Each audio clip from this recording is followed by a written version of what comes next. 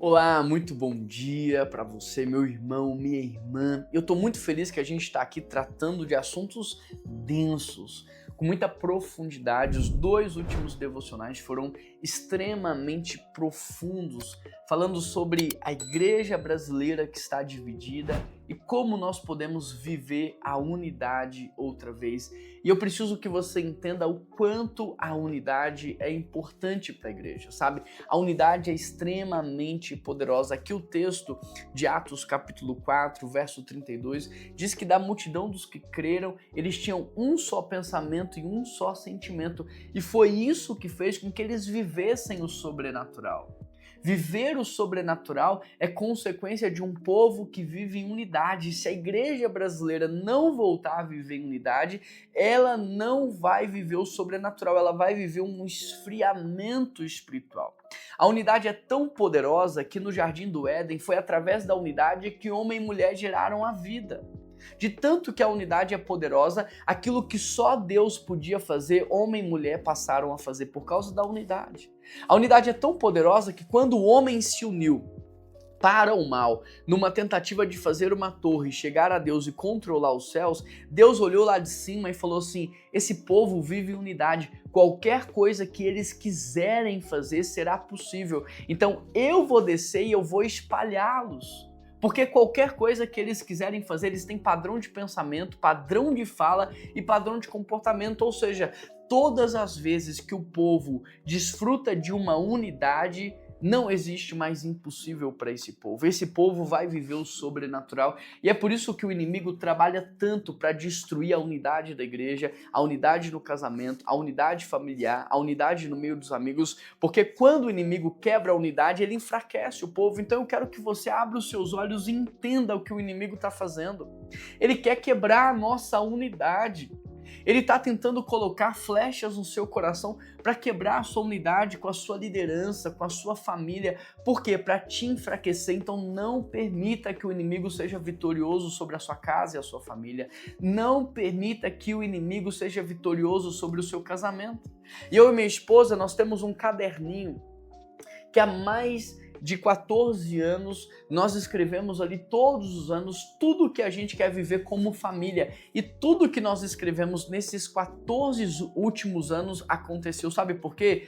Não porque eu sou especial ou a Keila, minha esposa, é especial, não. Por causa da unidade. Porque a cada 2 meses a gente senta, abre o caderno, lê, ora e busca viver o que está escrito ali. A gente tem vivido em unidade e tudo que está ali acontece porque a unidade é sobrenatural. Então, quando eu venho aqui falar sobre a unidade da igreja, não é para te punir, não é para te prejudicar, pelo contrário, é para te abençoar, para que você viva coisas extraordinárias e sobrenaturais. Agora, Francis Chan diz no seu livro que se a gente, como filho de Deus, entre aspas, luta contra a unidade da igreja, é porque nós nunca fomos salvos e não temos o Espírito Santo em nós, porque é impossível uma parte do corpo lutar contra o próprio corpo.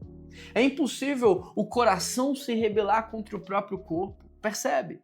Então, se hoje o inimigo está usando você contra a unidade da igreja, repreende isso, renuncia a isso.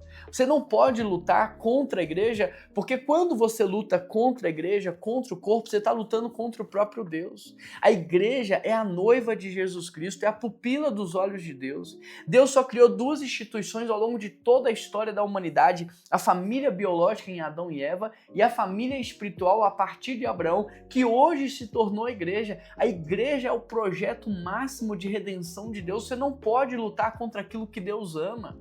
Você não pode lutar contra aquilo que Deus está formando. Se o inimigo está usando você para difamar a igreja, para destruir a identidade da igreja, a moral da igreja, para enfraquecer a igreja, sabe, você precisa renunciar e repreender isso hoje, porque isso vai trazer muita condenação sobre a sua vida. Nós, como partes do corpo de Cristo, precisamos lutar pela preservação da igreja, pela unidade da igreja, pela identidade da igreja. Esse é o chamado que Deus tem para você. Como parte do corpo, cuidar do corpo, amar o corpo. Agora, você não foi chamado para ser o cabeça. Você foi chamado para ser parte desse corpo. Então, Abre mão desse orgulho, dessa prepotência. Você não sabe o que é bom, perfeito e agradável. Você não conhece o dia do amanhã. Você não tem todo o conhecimento do mundo. Não tem. Por isso você não é o cabeça. Nem eu sou o cabeça. O cabeça é Cristo. E Ele nos dirige através da sua palavra. Então seja humilde o suficiente para aceitar a palavra de Deus. Um livro que foi escrito em mais de 1500 anos. Para ele todo ser escrito, Deus usou mais de 40 homens em épocas diferentes, em períodos diferentes, em contextos diferentes, com capacidades diferentes, e todos eles concordam entre si, escreveram a mesma história, já tentaram queimar, destruir esse livro centenas de milhares de vezes, mas até hoje é o livro mais distribuído da história da humanidade. Há algo de sobrenatural aqui. Você não pode, desconsiderar isso. Há algo de sobrenatural aqui. Ele dá testemunho de si mesmo, dizendo que toda a escritura é divinamente inspirada por Deus. Não é parte, é toda. Dá testemunho dizendo que ela é inerrante, é infalível. A palavra de Deus é lâmpada para os nossos pés. Ela é mais penetrante do que uma espada de dois gumes. Deus nos dirige através da palavra dele. Então, se você é cristão, se você é filho de Deus e se você tem o Espírito Santo de Deus em você, você precisa se submeter à palavra.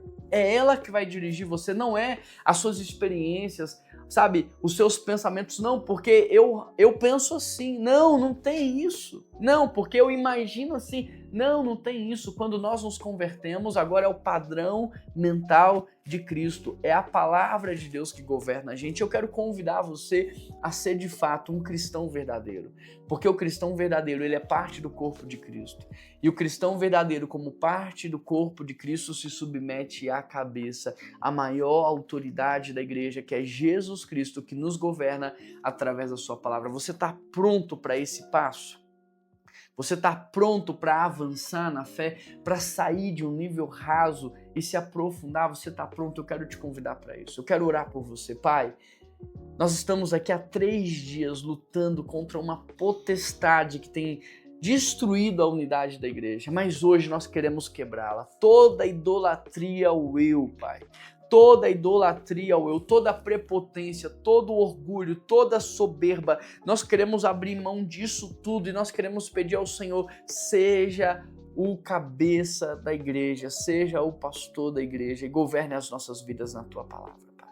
Que nós possamos colocar o Senhor acima de todas as coisas, a Tua palavra acima de todas as coisas. Ó Deus, que o Senhor possa ser o Rei. Toda honra, toda glória seja dado ao Senhor, ao Rei dos Reis, ao único e verdadeiro Deus, aquele que tem todo o poder, toda a autoridade, todo o conhecimento, ao único que é santo de verdade, ao Senhor, Pai.